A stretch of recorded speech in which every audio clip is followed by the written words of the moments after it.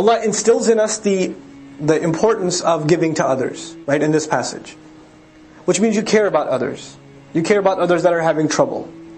But if you care about them in dunya, why wouldn't you care about them in akhirah? Like if you're worried that they're going to starve here, why wouldn't it worry you that they're going to burn in the akhirah? So your own salvation terrifies you, and their salvation terrifies you too, it worries you too. وَالَّذِينَ هُمْ مِنْ عَذَابِ رَبِّهِمْ مُشْفِقُونَ إِنَّ عَذَابَ رَبِّهِمْ غَيْرَ مَأْمُونَ. And no doubt the punishment of their master is not something that anybody can be safe from.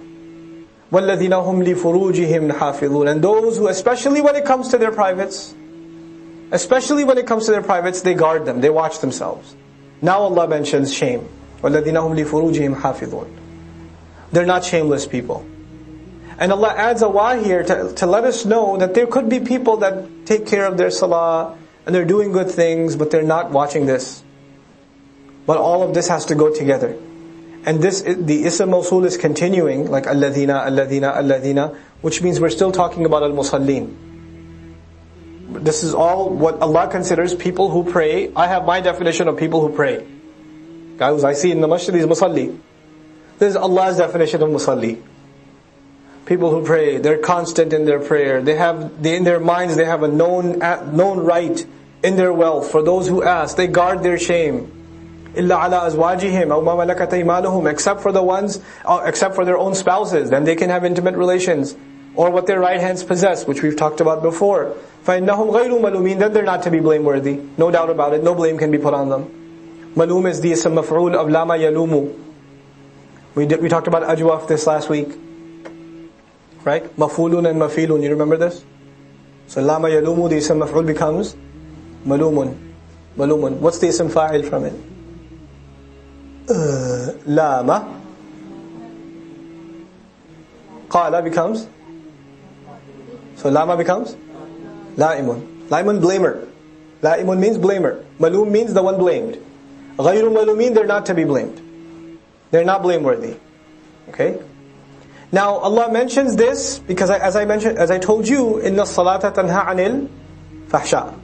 Number one thing, salat prevents from shamelessness. So Allah says if they're really musallin, then obviously they'll guard their shame. Obviously they'll be people of haya. فَمَنِ ابْتَغَى وَرَاءَ ذَلِكَ. Then whoever goes beyond those limits, pursues something else, فَأُولَٰئِكَ هُمُ الْعَادُونَ. Then they're the ones that have engaged in animosity. They've done an act of aggression. وَالَّذِينَ هُمْ لِأَمَانَاتِهِمْ وَعَهْدِهِمْ رَاعُونَ. And those who, especially when it comes to the trusts they are entrusted with, أَمَانَاتِهِمْ, and the promises that they make, وَعَهْدِهِمْ رَاعُونَ. They are particularly and constantly watchful.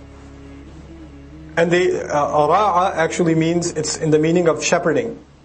You know how a shepherd watches every one of his sheep? Ra'i is ra'in, ra'iyan, by the way. The page 6 of ra'in is what? Ra'in, ra'iyan, ra'in. And the jama' is what? Ra'una, ra'ina, ra'ina. That's what this is. Ra'a yar'a. This is fataha yaftahu. Right? So ra'un, they're shepherds over their promises. When a shepherd is taking care of his flock, he watches every little one of them. Even if a wolf takes away one, he's like, just one, I got 23 others, it's okay. He doesn't do that. He's constantly looking around. Anything that will come and attack any of my sheep. He's constantly looking. Constantly heading them in the right direction, steering them in the right direction. Every commitment you and I make is like that. Because we're people of salat. Because salat is a fulfillment of promise to Allah. Salah is an amana. Salah is a ahd. Salah is a promise to Allah and a trust with Allah that we're going to come and stand in front of Him. If you get indoctrinated into that, then you realize the value of all promises. You know, one of the summaries of our entire religion in the Quran is Ya ayyuhalladhina amanu awfu bil uqud. It's the summary of the entire religion. Those of you who have iman, fulfill binding agreements. We have a binding agreement with Allah, with His Messenger, with His book, with each other, with our parents, with our wife, with our children, husband, siblings, fellow neighbors. They're all binding agreements. At the end of the day, work, business contracts. They watch these agreements. So you become punctual. You become, careful in what you promise, the commitments you make. You get better at saying no. وَالَّذِينَ هُمْ عَلَى صَلَاتِهِمْ يُحَافِظُونَ. Not only are they constant on their prayers, they are the ones that guard, especially over the institution of their prayers, they guard them continually. They watch over them. They guard them means two things here. The first thing it means is the times of prayer. You create a protective perimeter around the times of prayer. Don't tell yourself after going to sleep at 2 in the morning, yeah, I'll get up for Fajr, I think. You didn't guard your prayer. You didn't care. It was no big deal. If I pray, well and good. If not, oh well, another Fajr gone. Swing and a miss. That's not guarding your prayer. Guarding your prayer means go to sleep. Guarding Fajr means go to sleep early at night. That's guarding Fajr. Guarding Isha means stop. It comes in, you pray. Don't take your time. Oh, there's time for Isha. Fajr's like 8 hours away. I got time for Isha. Oh, maybe a little nap, then I'll pray Isha. Just a little nap, I'm tired. I mean, you wouldn't want me to pray tired, would you? Because then I can't concentrate. When you wake up, Fajr's 5 minutes left. Now it's time for Isha. This is you guarding your prayer. The moment it comes in, pray. Don't delay it. You'll mess up. You'll just mess up. Don't keep looking out at the sky at Maghrib. You're sitting there chatting. Oh, it's still kind of blue. Oh, it's bluer. Don't do that. That's not guarding the salah. The other meaning of this is what we learned. We started with al-musallin and we saw these characteristics, which according to this passage were all made characteristics of people of prayer. So guarding the prayer to this person who understands this, guarding the prayer to them has a new definition now. It's guarding all of these things. That's how I guard my prayer. How am I guarding my prayer and I'm still a cheater, I'm untrustworthy, and I don't fulfill my promises, and I don't watch my eyes, I don't protect my farj, and how am I guarding my prayer? And these ayat aren't even about the true believers. This is about just people who pray. Al-Musallin. People of Salat is one part of our iman. One part of what we're supposed to do. In Surah Al-Mu'minun, where there's a similar passage, the qualities being described are of people of iman, Al-Mu'minun. Here, this is all just qualities of people who make Salat. And there in Surah Al-Mu'minun, at the end, you get the highest Jannah.